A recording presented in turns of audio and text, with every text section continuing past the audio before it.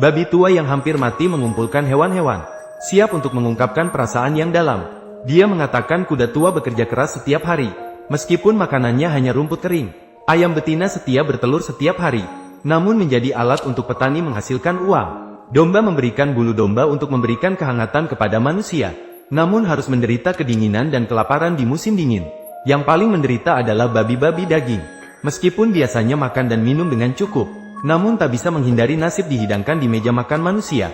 Sebab kehidupan mereka begitu menyedihkan, bukan karena kurang usaha, bukan karena keturunan buruk, melainkan karena petani Jones terus-menerus mengeksploitasi dan menindas mereka. Sehingga meskipun peternakan semakin kaya berkat usaha mereka, mereka tetap tidak bisa mendapatkan imbalan yang seharusnya mereka dapatkan. Satu-satunya jalan keluar bagi hewan-hewan adalah pemerintahan tuan farmasi, menjadi tuan di rumah sendiri. Hanya dengan begitu mereka bisa mendapatkan kebebasan dan kekayaan. Begitulah GM yang dimiliki oleh hewan-hewan lahir di bawah perintah babi tua. Agar hewan-hewan tidak mengikuti jejak lama peternakan, babi tua juga menetapkan pedoman setelah keberhasilan GM untuk semua orang. Setelah mengusir Jones, mereka harus mematuhi peraturan berikut dengan ketat, tanpa memandang tinggi rendah, gemuk kurus, atau kecerdasan, tanpa memandang bulu atau rambut yang tumbuh di tubuh. Semua hewan akan diperlakukan sama. Aturan yang adil ini mendapat tepuk tangan meriah dari seluruh penonton. Semua orang membayangkan masa depan yang cerah. Mereka tanpa sadar mulai menyanyikan lagu kejayaan GM. Melihat semuanya dengan perasaan lega, babi tua mengaum ke langit, kemudian pergi meninggalkan dunia ini dengan doa yang baik. Hewan-hewan berubah dari sukacita menjadi duka. Mereka bersama-sama mengeluarkan ratapan sedih untuk mengenang pemimpin besar ini. Setelah berbicara, dia marah dan memamerkan sebotol anggur putih. Menyalahkan kuda dan keledai tidak cukup tinggi. Menyalahkan banteng tidak bisa menghasilkan susu. Ketika dia kembali, dia akan menyalahkan satu persatu hewan-hewan itu. Itu sudah cukup. Dia baru pulang larut malam. Ternyata selama beberapa hari terakhir, Jones pergi minum setiap malam. Sementara itu, pemilik peternakan Jones masih tertidur pulas. Namun pengumpan hewan-hewan itu bersih berkilauan. Padahal sudah waktunya untuk makan. Tak lama kemudian, ramalan babi tua menjadi kenyataan. Di gudang, dengan tubuh yang kaku, perlahan-lahan menjadi dingin. Hanya meninggalkan jantung yang panas dari babi tua itu. Hewan-hewan segera pulang ke rumah masing-masing. Karena takut, dia mengeluarkan elki dan memberikan peringatan ke langit. Namun suara ribut yang besar mengganggu Jones yang masih terlelap dalam mimpi indah. Sebagai penghormatan kepada pemimpin besar ini, melihat ibu anjing yang menjaga pintu dengan serius, dia tidak bisa menemukan tempat untuk mengeluh. Maka dia melemparkan botol minuman itu. Untungnya, ibu anjing itu gesit dan berhasil menghindari bahaya. Semua ini dilihat oleh hewan-hewan. Hidup yang penuh penderitaan dan tekanan membuat hewan-hewan teringat pada apa yang dikatakan oleh babi tua tentang GM. Mereka memutuskan untuk mulai memberontak sekarang juga. Di bawah komando babi salju sendiri, kuda, sapi, dan domba menabrakkan kepala mereka, menembus pintu besar yang dulu tak terlalui. Tempat terlarang yang biasanya tidak berani mereka dekati, sekarang berubah menjadi lumbung makanan yang mereka nikmati. Suara keras membangunkan petani Jones. Dia mengayunkan cambuk kulitnya dengan keras, berangan-angan bahwa hewan-hewan akan tunduk seperti biasa. Suara cambukan yang jelas memang membuat hewan-hewan merasa takut. Namun, mengingat kata-kata bijak babi tua, dan memikirkan nasib menyedihkan mereka yang harus kelaparan setiap hari, kali ini, ancaman kosongnya tidak lagi efektif. Api perlawanan telah berkobar di hati para hewan. Hewan-hewan mendekati Jones langkah demi langkah. Jones menyadari bahwa para budak ini ingin kemerdekaan. Dia tidak bisa melawan sendirian. Dia hanya bisa melemparkan cambuknya. Dia melarikan diri dari peternakan dengan malu. Begitulah, pemberontakan hewan meraih kemenangan singkat. Namun Jones tidak akan menyerah begitu saja pada peternakan turun-temurun. Dia pergi ke pub dan mengumpulkan beberapa teman, dengan niat merebut kembali kendali atas peternakan. Snowball segera menyadari kedatangan manusia, sambil memberitahu yang lain, memerintahkan hewan-hewan untuk bertahan secara teratur. Mereka bersembunyi di sudut-sudut, dengan pandangan tegas, siap untuk melawan musuh yang datang. Namun pasukan pertama yang maju, terlalu mudah, dengan mudah, dihancurkan habis oleh manusia yang dipimpin oleh Jones. Ketika mereka membuka gerbang peternakan, Snowball sebagai pemimpin memimpin dengan contoh. Hewan lain melihat situasi dan menyerang bersama. Hanya Napoleon babi hitam dan pengikutnya yang bersembunyi di belakang sambil menonton. Di bawah komando bola salju, semua orang memanfaatkan keunggulan mereka. Beberapa menggunakan tendangan kaki, ada yang menggigit dengan mulut, menjatuhkan musuh satu persatu. Snowball sendiri menyerang Jones yang dulunya memperbudak semua orang. Namun akhirnya tidak bisa mengalahkan Jones yang memegang senjata. Untungnya kuda tua datang tepat waktu, dan menendangnya menjauh. Snowball terseret dengan tubuh yang terluka, melancarkan serangan terakhir ke arah Jones. Keberanian hewan-hewan membuat manusia hanya bisa melarikan diri. Mereka berhasil memenangkan pertempuran pertahanan pertama. Tentu saja ada hewan yang harus membayar dengan nyawa mereka. Seperti Ibu Hage.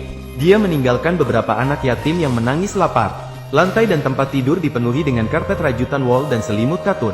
Hal pertama yang dilakukan hewan adalah mengusir pemilik peternakan, Jones. Alat-alat yang dulu digunakan untuk menindas dan melukai mereka dikumpulkan bersama. Kemudian, api membakarnya menjadi abu. Suara gemerisik api dan nyanyian kemenangan bergema di bawah malam. Pada saat itu, hewan akhirnya terbebas dari status budak.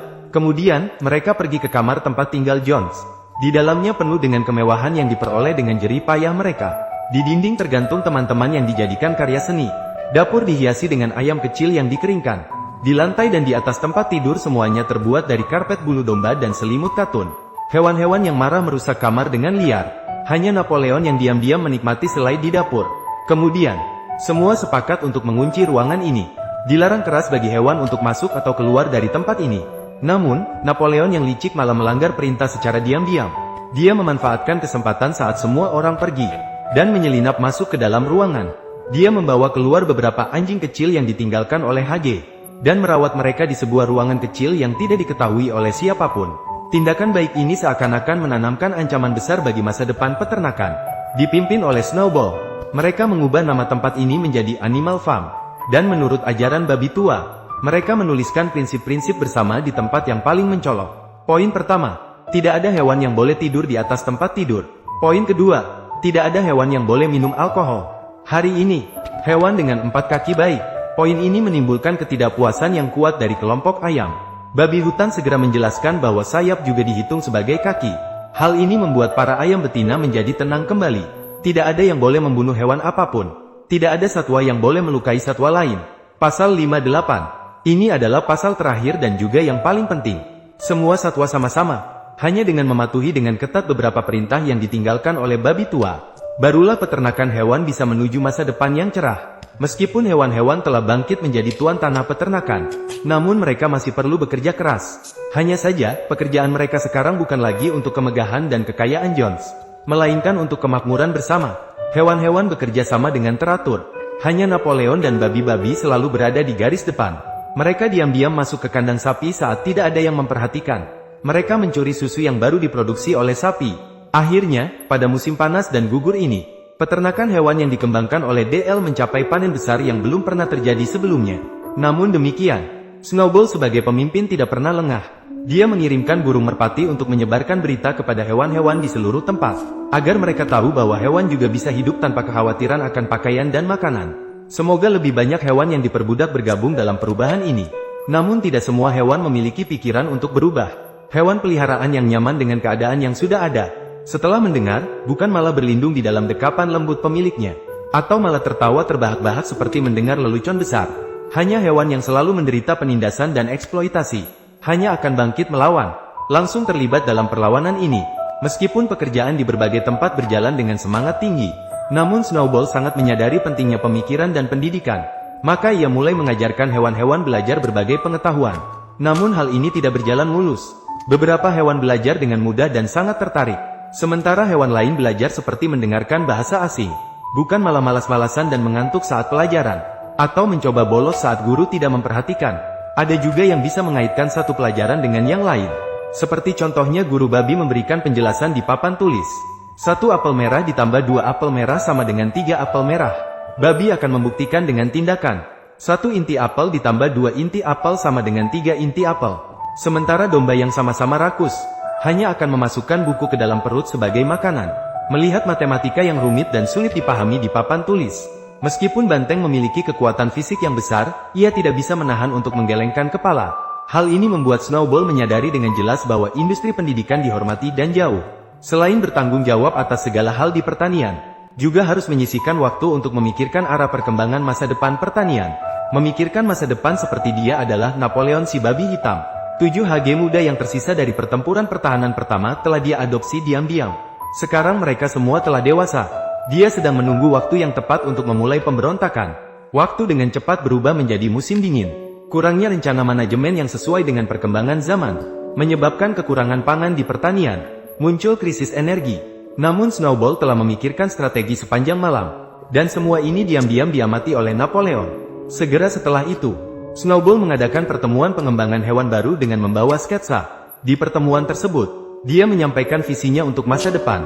Pertama-tama, hewan-hewan harus makan lebih sedikit dan bekerja lebih keras daripada sekarang.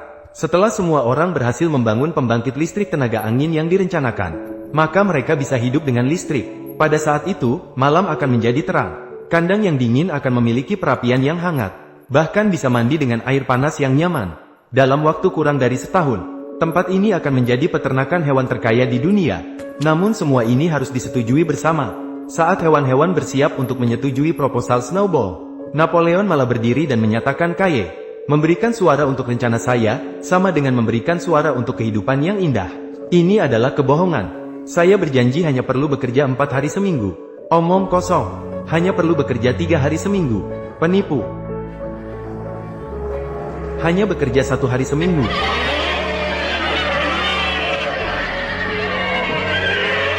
Melihat semua hewan mendukung proposal Snowball, Napoleon tahu dia hanya bisa menggunakan WL untuk pengkhianatan. Dia meniup peluit sekali. 7 HG yang kuat langsung masuk ke aula. Mereka menyerang Snowball. Malangnya, Snowball sepenuhnya fokus pada pengembangan peternakan. Tidak pernah terpikirkan bahwa rekan-rekannya akan mengkhianati. Jadi dia bahkan tidak mengatur satu pengawal pun di sekitarnya. Dia berlari panik di tengah salju. Namun akhirnya tidak bisa melarikan diri dari HG yang terlatih. Snowball mati begitu saja di musim dingin yang dingin ini. Tidak akan pernah melihat peternakan yang dipenuhi kebebasan seperti yang dia bayangkan. Setelah Napoleon menerima berita, dia segera mengambil alih peternakan. Dia memberi Snowball julukan pengkhianat, mencemarkan nama baiknya dengan tuduhan bersekongkol dengan Jones. Dia mengumumkan secara langsung, jangan lagi mengadakan pertemuan yang tidak berguna seperti ini. Semua hewan hanya perlu patuh pada diri mereka sendiri.